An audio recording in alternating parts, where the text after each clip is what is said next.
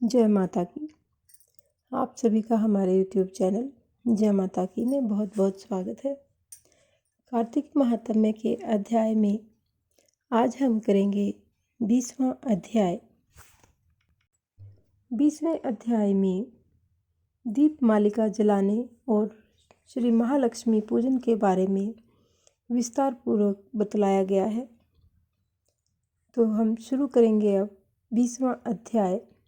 उससे पहले यदि आप हमारे चैनल पर अभी नए आए हैं तो चैनल को सब्सक्राइब कर लीजिए और घंटी जैसे दिखने वाले बटन को भी दबा लीजिए ताकि आने वाली नई वीडियो की नोटिफिकेशन आपको मिल सके।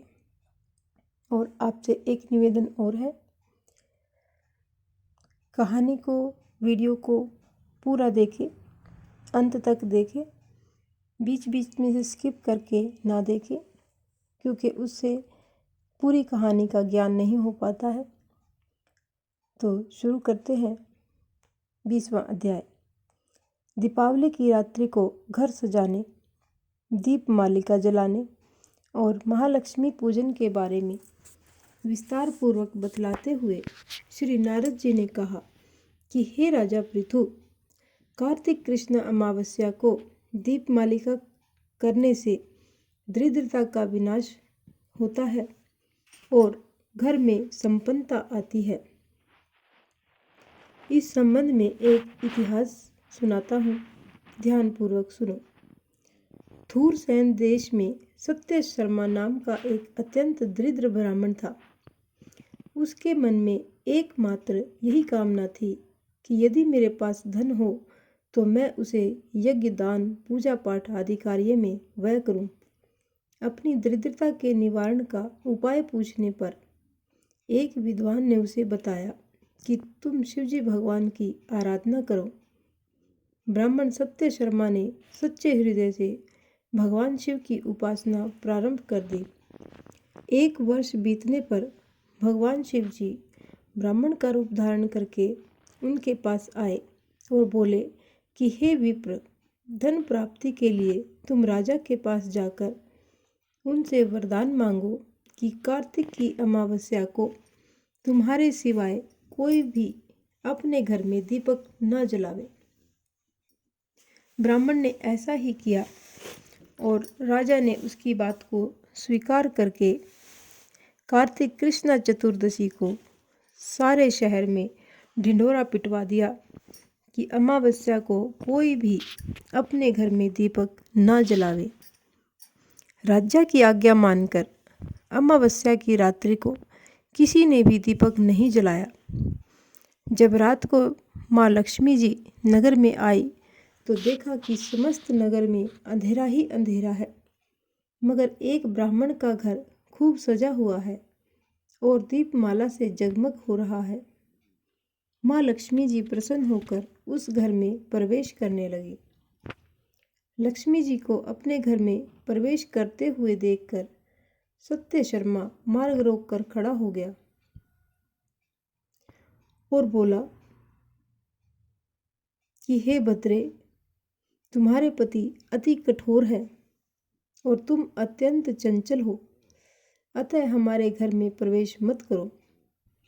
तब माँ लक्ष्मी ने उत्तर दिया, भगवान के शयन के समय पर मैं आई हूँ, इस कारण निश्चय ही तुम्हारे घर में मैं निवास करूंगी। यह सुनकर ब्राह्मण ने कहा, यदि आप इस बात की शपथ लो कि मेरी 3 पीढ़ियों तक इस घर में स्थायी निवास करोगी, तब इस घर में प्रवेश कर सकते हो। लक्ष्मी जी ने कहा, यदि तुम विधि पूर्वक मेरा पूजन करते रहोगे तो निश्चय ही मैं तुम्हारे घर में वास करूंगी। यह सुनकर ब्राह्मण ने पूछा कि मैं किस विधि से आपका पूजन करूं कि आप मुझ पर प्रसन्न हो जाएं, और आप इसका मुझे विधि विधान बतलाइए। लक्ष्मी जी ने कहा कि हे ब्राह्मण, प्रतिवर्ष कार्तिक मास की अमावस्या को प्रातःकाल स्नान आदि से निवृत्त होकर देवताओं तथा पितरों का पूजन करो।